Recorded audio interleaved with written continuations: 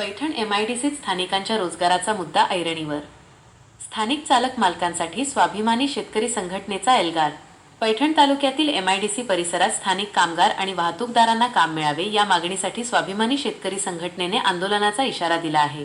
स्थानिक चालक मालकांच्या म्हणण्यानुसार काही कंपन्यांकडून वाहतुकीसाठी बाहेरील वाहनांना काम दिले जात असून स्थानिक वाहनधारकांना कामापासून दूर ठेवले जात आहे.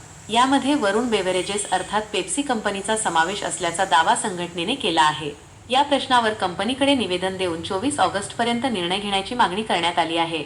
मात्र तोपर्यंत स्थानिक वाहनांना काम मिळाले नाही तर 25 ऑगस्टपासून गेट बंद आंदोलन करण्याचा इशारा संघटनेने दिला आहे. हे आंदोलन लोकशाही पद्धतीने करण्याचे संघटनेने स्पष्ट केले आहे.